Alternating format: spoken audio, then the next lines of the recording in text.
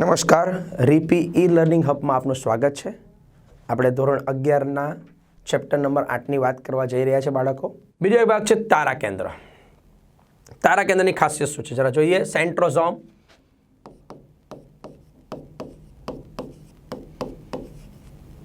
તો આપણી પાસે એક તારા કાય નામની રચના છે।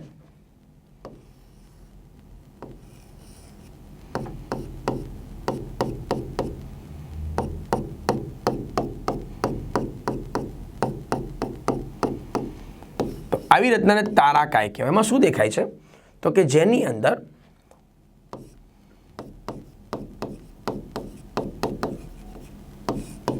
તારા કેન્દ્ર છે અને એના પરિઘ વિસ્તારની અંદર એટલે કે એની બાજુ ફરતા કહી શકાય છે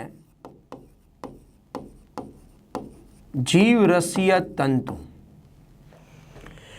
આ જે પરિઘીય તંતુ આગળ હોય છે અને તારા કેન્દ્ર હોય છે, બંનેને ભેગા કરીએ આપણે તો ત્યારે તેને તારા કાય કહેવામાં આવે। અને તમે જોઈ શકો છો કે અહીંયા તારા કેન્દ્ર જે હોય છે એ પરસ્પર એકબીજાને કાટખૂણે ગોઠવાયા છે। કાટખૂણે ગોઠવાયેલા હોવાને કારણે શું થાય છે એ 90 અંશના ખૂણે છે।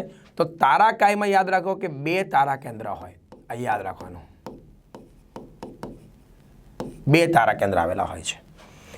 એની રચનાને જો તપાસીએ, બહુ સરસ અહીંયા તમે દેખાય આકૃતિ એટલા માટે દેખાય કે બહુ સ્પષ્ટ તમે એને ઓળખી શકો છો। જેમ કે આ વચ્ચેમાં તમને એક ભાગ દેખાય છે, ઘટ્ટ ભાગ, એમાંથી આ એક રચનાઓ છૂટી પડેલી દેખાતી હોય છે।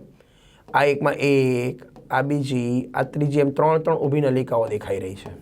તો અહીં આગળ પણ 3 કલર દેખાઈ રહ્યા છે, અહીં આગળ પણ તમને 3 કલર દેખાઈ રહ્યા છે। એટલે જો રચનાને જોઈએ તો આ પણ રચના ગાડાના પૈંડા જેવી હોય છે, જે ખાસ કરીને જોવા મળી શકે છે પ્રાણી કોષની અંદર, પણ લીલ છે કે ફૂગ છે એવા વનસ્પતિ કોષમાં પણ તારા કેન્દ્ર જોવા મળે છે। જેમાં શું હોય છે તો કે મધ્યમાં એક મોટો દંડ હોય છે, મધ્ય દંડ હોય, અને એના પરિઘ વિસ્તારમાં આવા 3 ટ્યુબ્યુલિન નલિકાના ત્રિખંડ આવેલા હોય છે, જે 40 અંશના ખૂણે એકબીજાની સાથે ગોઠવાયેલા જોવા મળી શકે છે। આવા જે ત્રિખંડો હોય છે એ કેટલા છે ટોટલ અહીંયા આગળ તો કે 9 આવેલા છે। એટલે 1 2 3 4 એમ 9 ગોઠવાયેલા જોવા મળી શકે છે। તો આ જે 9 રચના છે પણ વચ્ચે મધ્યમાં કોઈ નલિકા નથી, એટલે આપણે એને 9+0 રચના તરીકે ઓળખીએ છીએ। 9+0 રચના તરીકે ઓળખીએ છીએ, ખાસ યાદ રાખજો। બહુ મહત્વનો મુદ્દો આગળ શું છે તો આ જે ગોઠવણી જોવા મળી શકે છે એ ગાળાના પૈંડા જેવી, કારણ શું છે એ પોતે હલનચલન કરીને ગોઠવણી કરે છે। એનો મુખ્ય ઉદ્દેશ્ય તો એના કાર્યો શું છે તો કાર્યોમાં પહેલું યાદ રાખી શકાય છે કોષ વિભાજન દરમિયાન એનો મુખ્ય ઉદ્દેશ્ય છે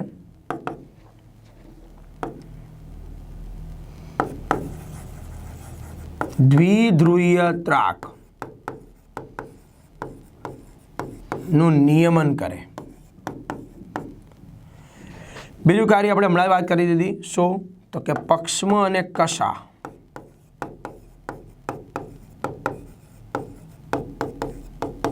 નિર્માણ કરે। આ મુખ્ય બાબત યાદ રાખી શકાય છે। તો બંનેની એક રચના અહીંયા યાદ આવે, પહેલાં આપણે 9+2 કીધું અને 9+0 કીધો, તો એક બંનેની સરખામણી યાદ રાખી શકીએ છીએ આગળ। તારા કેન્દ્ર જે છે એના માટે જરૂરી માહિતી વધારાની એક્સ્ટ્રા લઈએ આપણે, તો કે બોવેરી નામના વૈજ્ઞાનિકે એ નામ આપ્યું છે। બોવેરી વિશેની વાત આપણે પાઠ નંબર 12મા ધોરણમાં કરીશું। 9+0 રચના ટ્યુબ્યુલિન બનેલી પટલ વિહીન રચના છે। અહીંયા એક સરખામણી કરાવી દઉં, પક્ષમાં અથવા કશા હોય એને 9+2 રચના કીધી,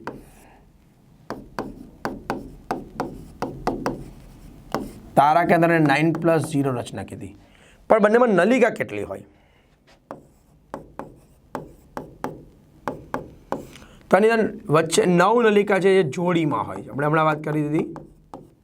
એટલે 9 દુ 18 ને 2 એટલે ટોટલ 20 નલિકાઓ હોય, 20 નલિકાઓ।